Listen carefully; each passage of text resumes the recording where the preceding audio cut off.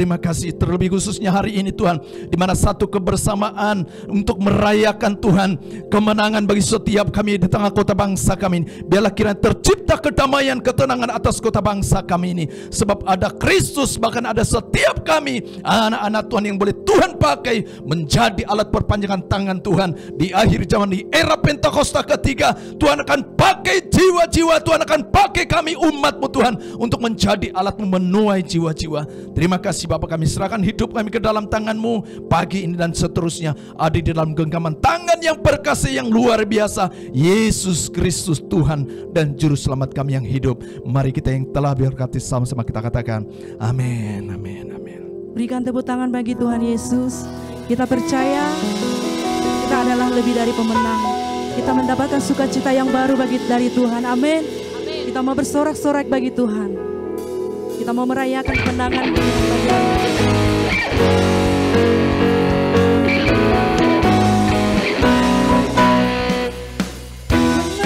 Ku menang bersama Yesus Tuhan.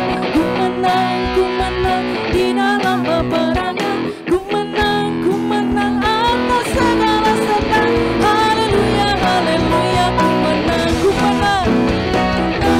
menang bersama Yesus Tuhan. Ku menang di dalam peperangan. Ku menang atas segala setan. Haleluya, haleluya. Ku menang. Haleluya, dia bangkit. Haleluya, dia hidup. Haleluya, dia naik. Roh Kudus. Haleluya, haleluya, dia bangkit. Haleluya, dia hidup. Haleluya, dia naik. Roh Kudus turun. Ada kuasa dalam darahnya, darah domba Allah. Ada kuasa dalam darahnya, darah anak domba Allah. Ada kuasa dalam darahnya, darah domba Allah. Ada kuasa dalam namanya, darah anak domba Allah. Dalam nama Yesus, dalam nama Yesus, ada kemenangan. Dalam nama Yesus, dalam nama Yesus, iblis dikalahkan. Dalam nama Tuhan Yesus, siapa dapat melawan? Dalam nama Tuhan Yesus, ada kemenangan. Dalam nama Yesus, dalam nama Yesus, dalam nama Yesus, ada kemenangan. Amin. Dalam nama Yesus, dalam nama Yesus, iblis dikalahkan.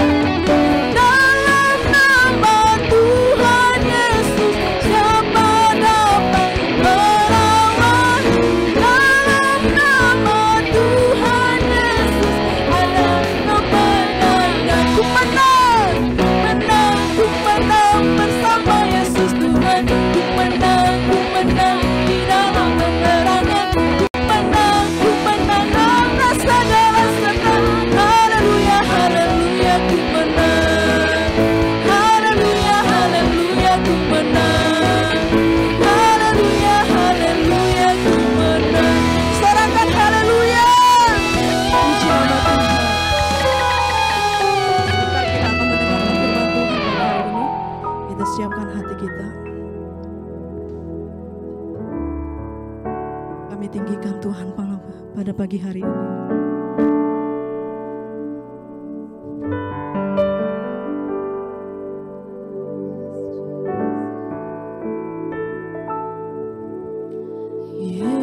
Yesus Tuhan ditinggikan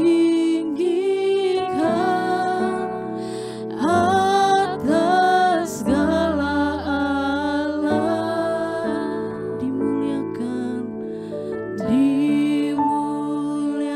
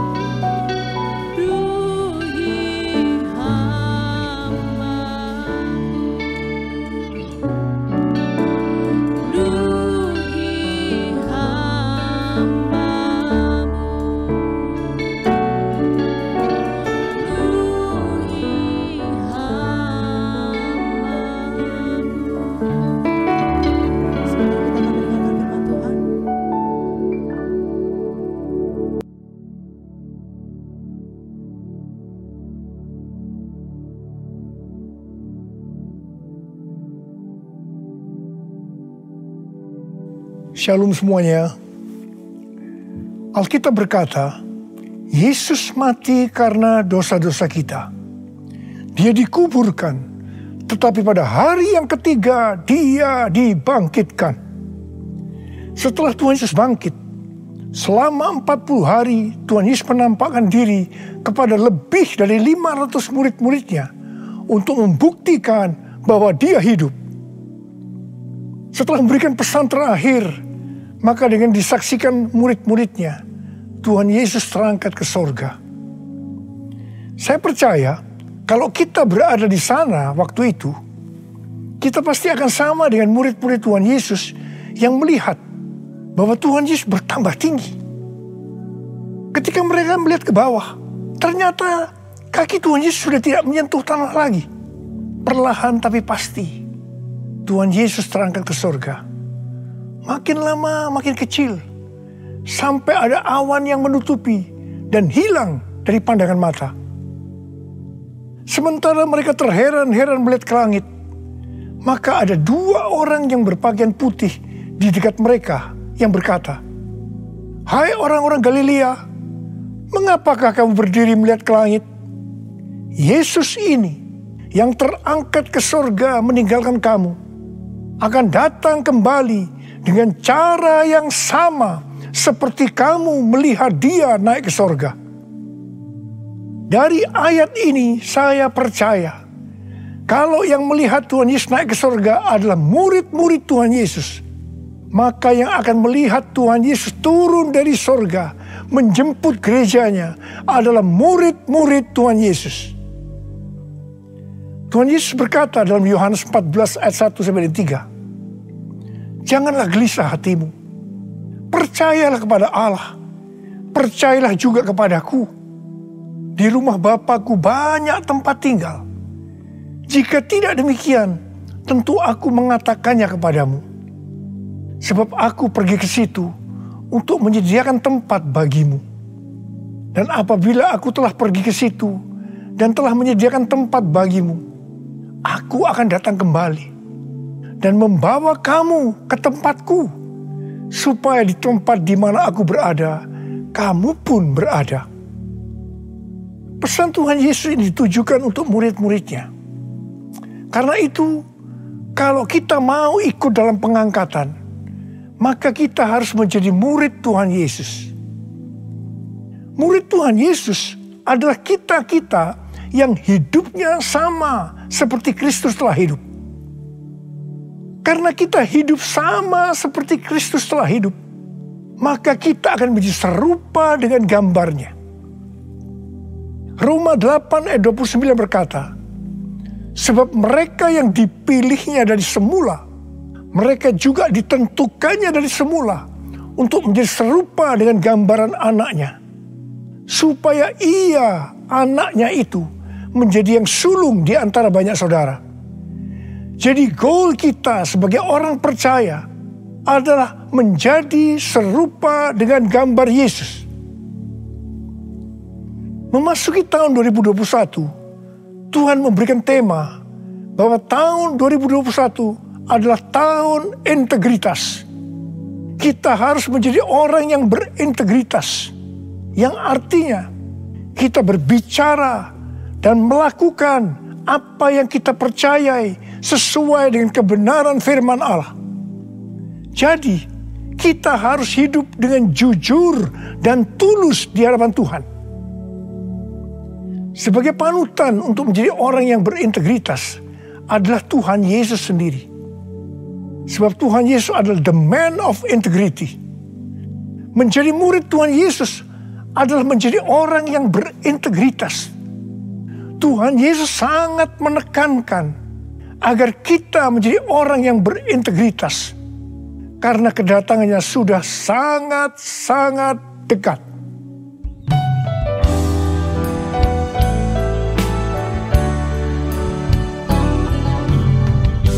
All my life you have been faithful,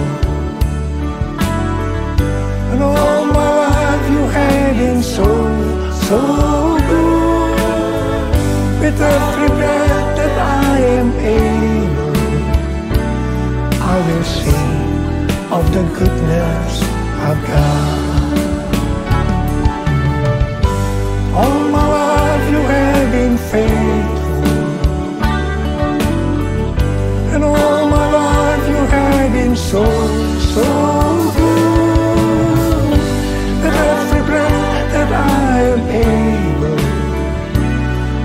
will sing of the goodness of God.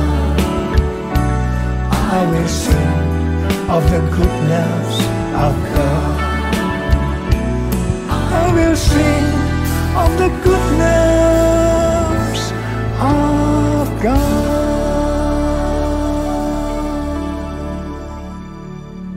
Ibrani 7 ayat 25 berkata, karena itu ia sanggup juga menyelamatkan dengan sempurna semua orang yang oleh Dia datang kepada Allah. Sebab ia hidup senantiasa untuk menjadi pengantara mereka. Tuhan Yesus di sorga menjadi pengantara kita. Artinya, sebagai pendoa syafaat bagi kita, supaya kita selamat secara sempurna. Kalau kita berbicara tentang keselamatan, maka ada 3 hal yang harus diperhatikan. Yang pertama, keselamatan bisa hilang. Yang kedua, hampir-hampir tidak diselamatkan. Yang ketiga, selamat dengan sempurna. Orang yang sudah percaya bisa kehilangan keselamatan.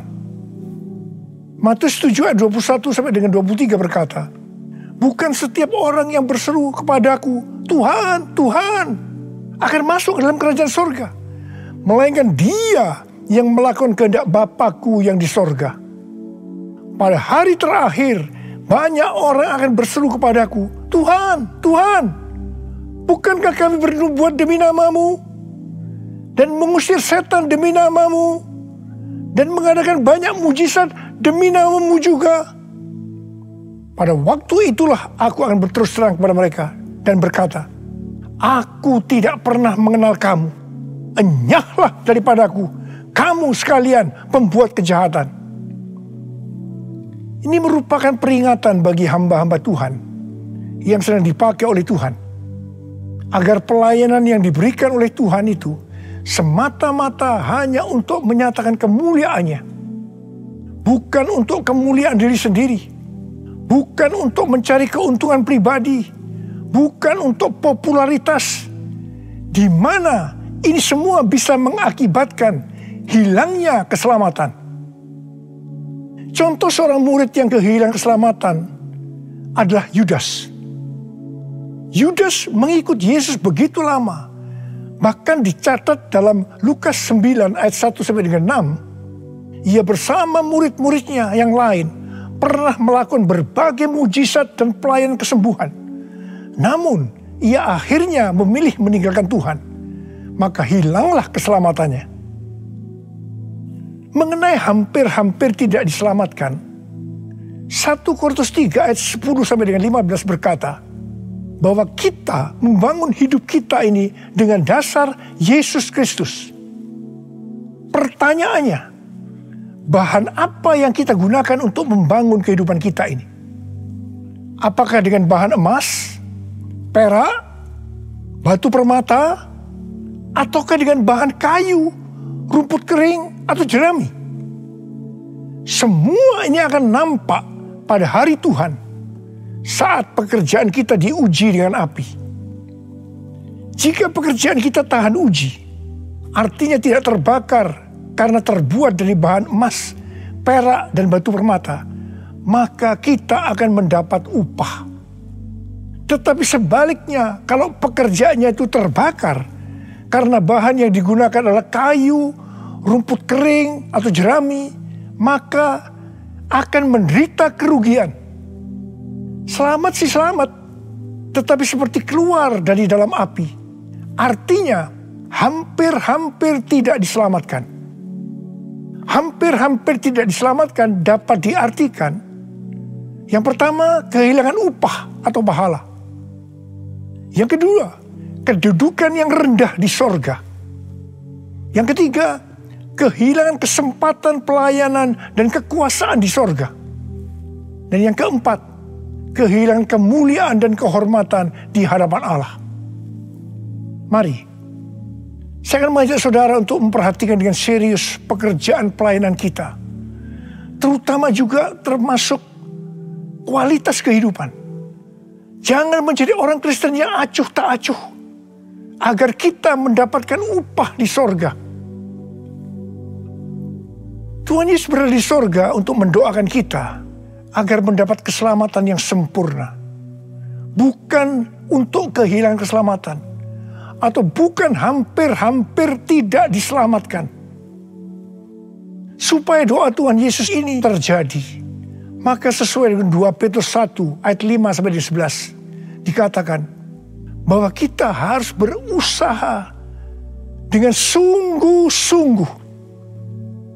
Dengan sungguh-sungguh berusaha menambahkan kepada iman kita kebajikan.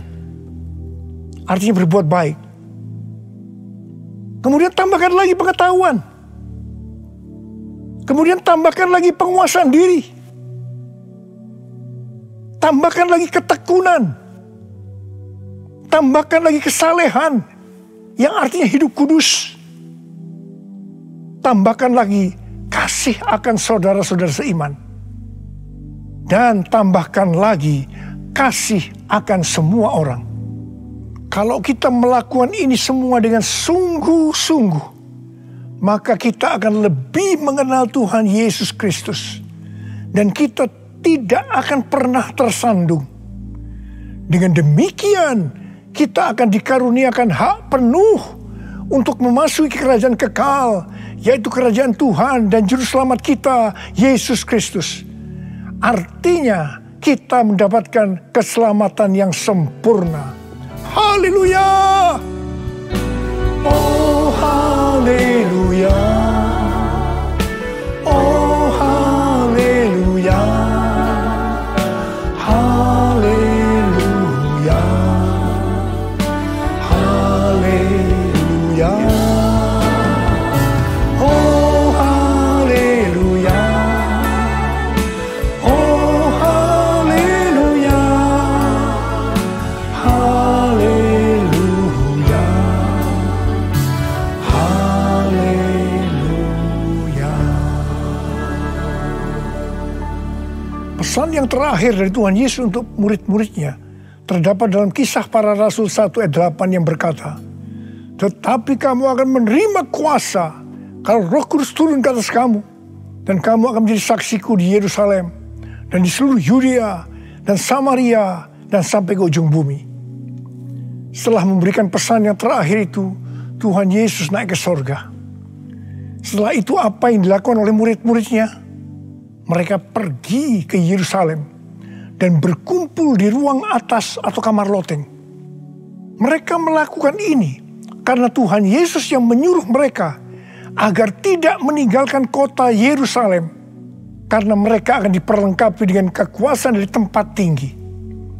Tuhan Yesus berkata, "Sebab Yohanes membaptis dengan air, tetapi tidak lama lagi kamu akan dibaptis dengan Roh Kudus."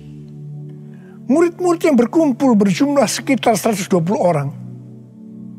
Kisah Para Rasul 1 ayat 14 bagian A berkata, mereka semua bertekun dengan sehati dalam doa bersama-sama.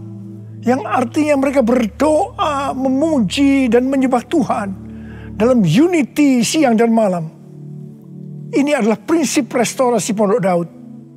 Ini adalah prinsip menara doa. Pada hari raya Pentakosta, jadi 10 hari setelah mereka berkumpul itu, tiba-tiba turunlah dari langit suatu bunyi seperti tiupan angin keras yang memenuhi seluruh rumah di mana mereka duduk. Mungkin seperti ini.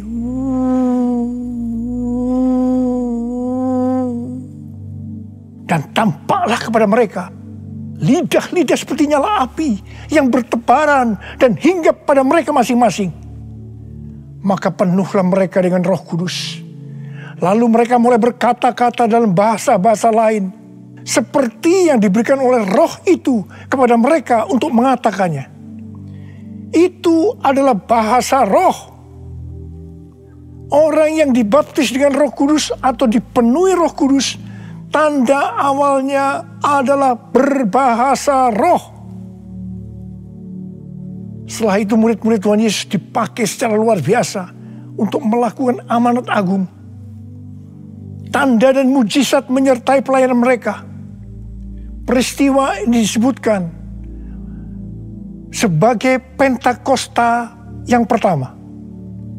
Pentakosta yang pertama ini dahsyat, sebab dalam kurun waktu 100 tahun, 70% dari dunia yang dikenal waktu itu, yaitu yang berada di bawah kekaisaran Romawi, menjadi Kristen.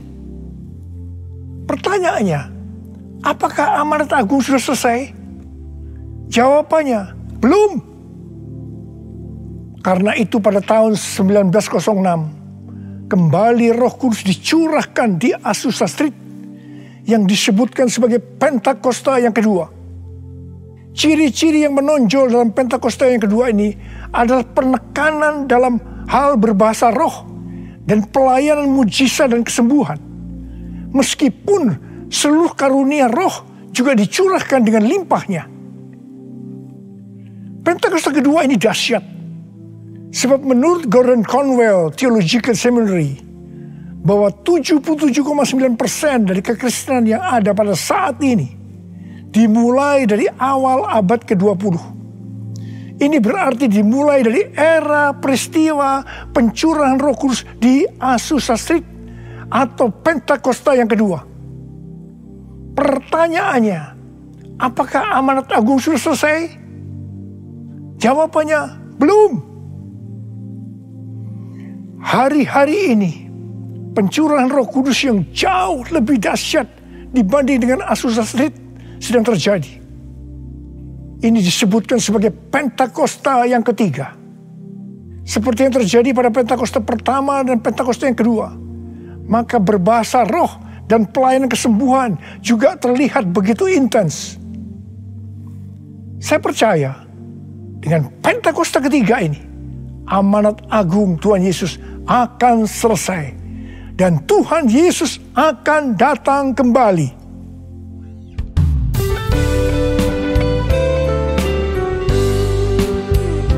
Curahkanlah kuasa-Mu Tuhan, mujizat terjadi di tempat ini.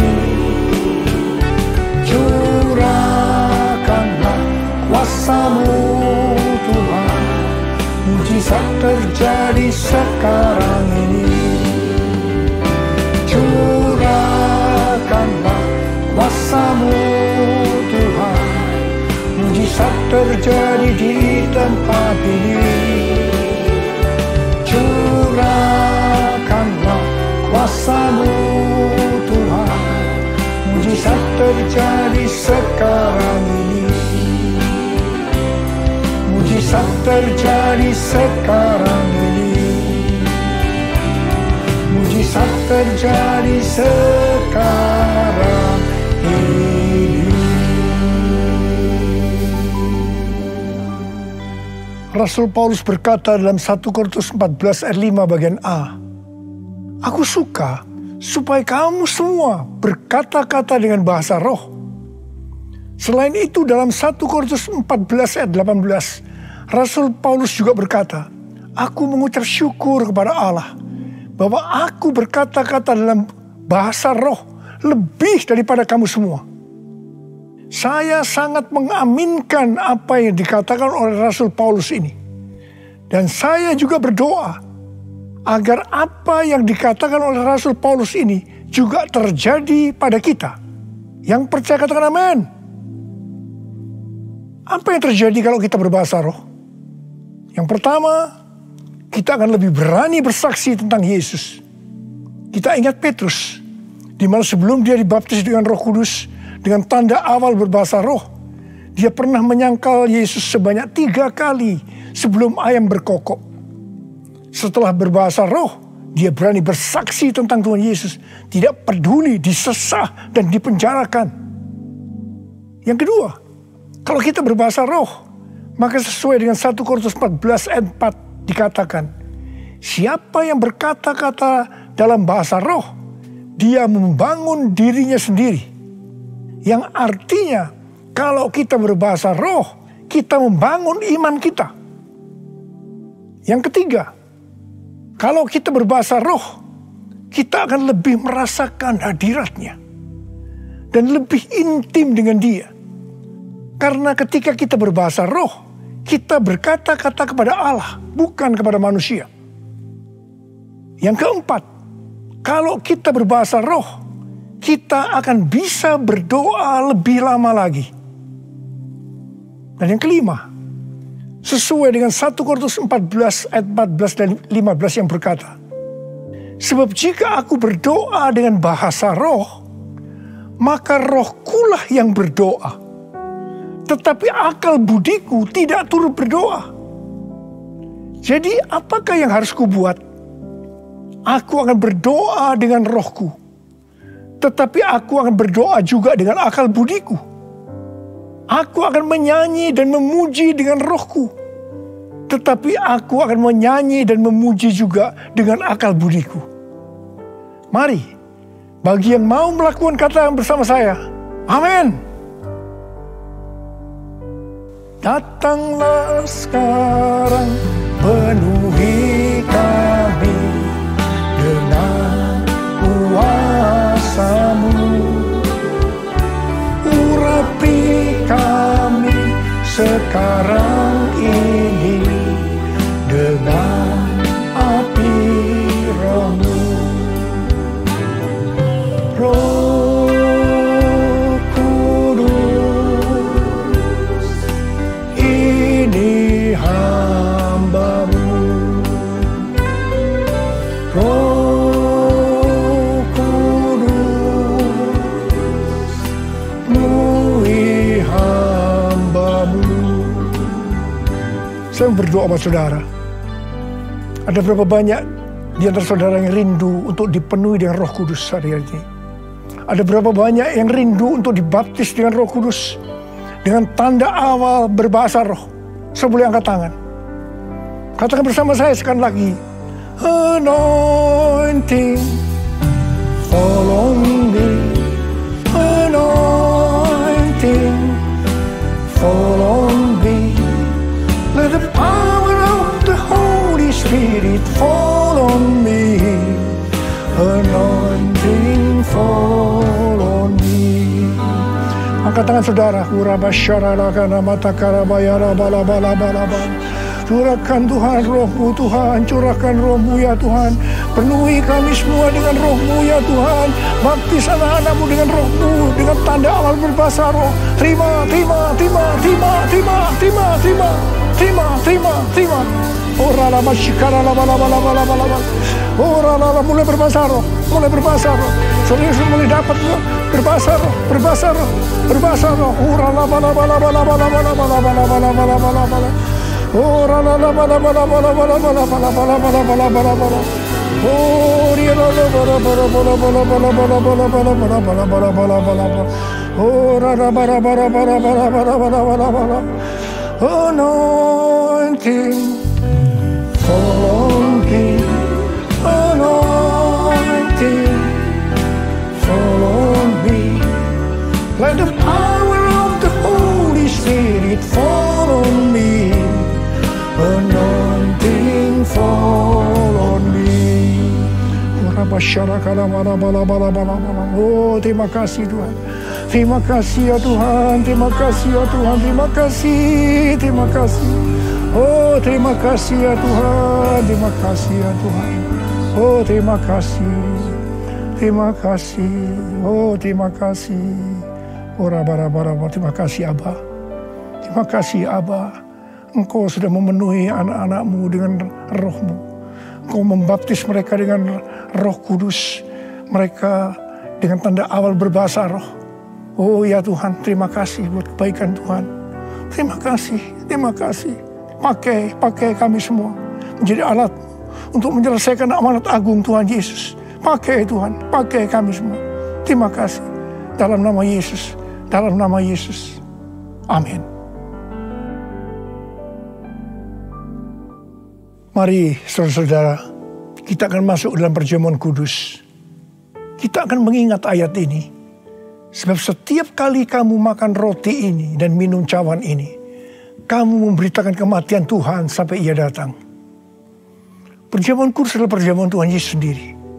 Setiap kali kita masuk dalam perjamuan kudus, Tuhan Yesus selalu mengingatkan kita biarlah ini menjadi peringatan akan daku. Biarlah ini menjadi peringatan akan daku. Karena itu, mari arahkan hati kita kepada kebaikan Tuhan. Kita akan mengingat kebaikan Tuhan. Supaya kita lebih mengasihi Tuhan Yesus. Kita lebih mengasihi satu dengan yang lain. Mari tundukkan kepala. Tuhan, siapakah kami sebelum kami mengenal Engkau? Kami semua orang berdosa. Upah dosa adalah maut, mati. Tapi Engkau yang tidak berdosa telah dijadikan dosa oleh karena kami. Engkau harus turun dari surga mulia, mati ganti kami dengan penderitaan yang luar biasa. Oh Tuhan, itu Engkau ya Aba. Engkau ya Aba. Itu Engkau ya Aba. Engkau jadikan kami sebagai anak-anak-Mu. Engkau tuntun kami, Engkau bela, Engkau berkati, Engkau lindungi kami. Engkau tegur juga kalau kami salah. Itu Engkau ya Aba. Itu Engkau.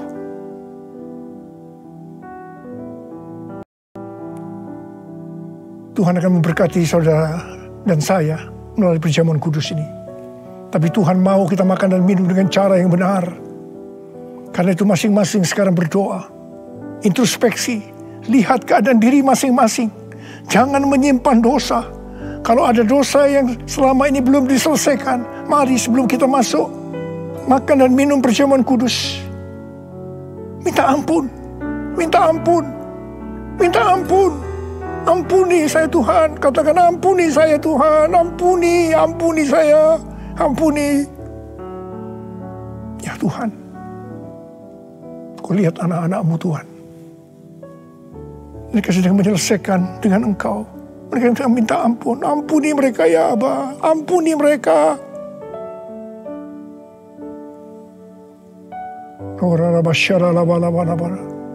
Mari sekarang kita masuk dalam perjamuan kudus dengan hati yang penuh ucapan syukur.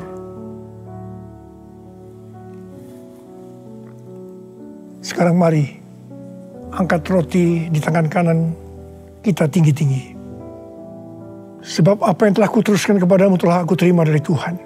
Yaitu bahwa Tuhan Yesus pada malam waktu ia diserahkan mengambil roti.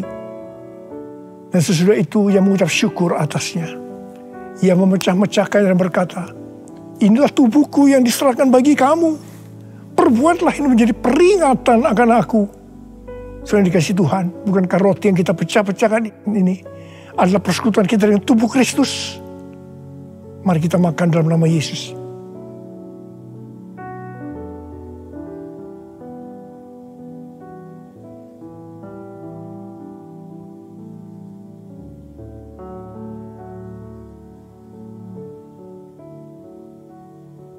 Sekarang angkat cawan di tangan kanan kita tinggi-tinggi.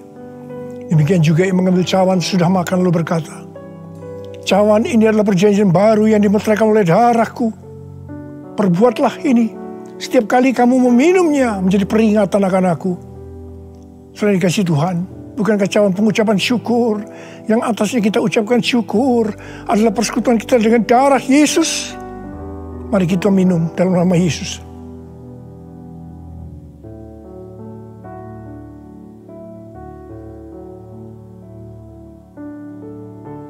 Karena mari angkat tangan kita di hadapan Tuhan. Ucapkan syukur. Dengan suara, jangan diam. Katakan Tuhan, terima kasih ya Tuhan. Terima kasih ya Tuhan, terima kasih. Kami bersyukur padamu ya Tuhan. Oh rala bakana mayara la bala bala bala bala. Oh terima kasih, terima kasih. Oh Tuhan, terima kasih, Engkau baik. Engkau baik ya Tuhan, Engkau baik ya Tuhan. Engkau baik. Mari kita katakan bersama, Tuhan Yesus. Tuhan Yesus, Engkau baik. Terima kasih buat kebaikan-Mu ya Tuhan. Terima kasih buat kebaikan-Mu. Oh Jesus. All my life you have been faithful. All my life you have been so good. With every breath that I am able, I will sing all the goodness of God. All my life you have been faithful. been so, so good.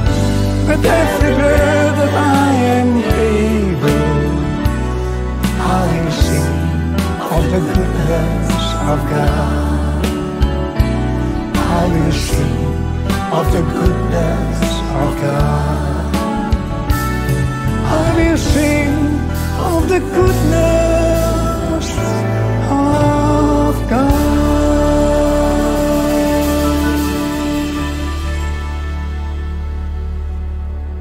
Sekarang terimalah berkat Tuhan. Kasih karunia berlimpah-limpah daripada Allah Bapa dalam Anak yang tunggal Yesus Kristus. Persekutuan yang manis dengan Roh Kudus menyertai saudara sekalian mulai hari ini. Sampai Tuhan Yesus datang kembali menjemput kita di awan-awan dan bahkan sampai selama-lamanya. Yang percaya bersama-sama katakan, amin.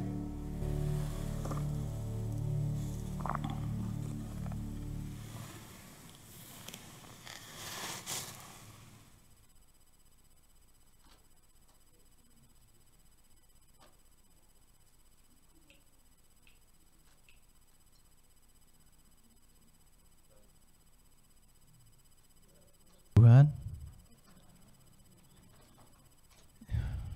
Ya, salam Bapak Ibu yang kasih Tuhan. Kita sudah selesai beribadah, tapi ibadah kita sejatinya lebih lagi setelah dan selepas ini. Mari kita praktekkan kebenaran firman Tuhan yang telah memberkati semua kita. Ya, saya akan sapa saudara, jemaat yang Tuhan kasih. Oh, sebelum saya sapa, saya umumkan bahwa hari Minggu besok tanggal 16 ya, di layar ada, saudara perhatikan semuanya, jemaat Tuhan kasihi ataupun yang tidak hadir, sampaikan kepada mereka bahwa tanggal 16 besok ya, jam 8, jam 10.30 ibadah raya kita lakukan di Hotel Aston lantai 3 ruang Regensi dengan 2 kali ibadah jam 8 yang pertama dan jam 10.30 ibadah yang kedua. Mari ajak semuanya, keluarga, saudara, suami istri, anak-anak, dan juga rekan teman saudara. Kita beribadah bersama-sama di tempat yang Tuhan sudah juga berikan, sebagaimana juga di tempat ini. Amin. Kemudian juga tanggal 23 juga nanti minggu yang keempat kita juga tetap masih beribadah di Hotel Aston ya, tetap dengan 2 kali ibadah jam 8 pagi dan jam 10.30. 2 kali ibadah jam 8 pagi, jam 10.30. Saudara bisa pilih waktu saudara. Dan minggu terakhir, minggu kelima di bulan ini kita kembali ibadah melalui online Zoom seperti ini. Mari saudaraku yang dikasihi Tuhan, ikuti semua ibadah-ibadah dan juga persekutuan yang Tuhan yang ada di gereja kita. Setiap hari Rabu jam 7 malam kita juga ada doa. Ya, doa dikatakan adalah napas hidup. Doa adalah sarana kita berkomunikasi dengan Tuhan. Ya, memang saya tahu saudara pasti berdoa di rumah, tapi juga mari kita sama-sama unity bersama di dalam menara doa gereja kita GBBKP Aston setiap hari Rabu jam 7 malam melalui online Zoom.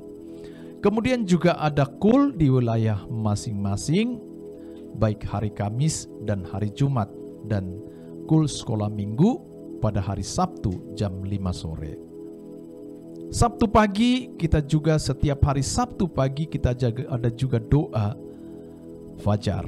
Ya, mari sebelum kita beraktivitas kita datang terlebih dahulu kepada Tuhan.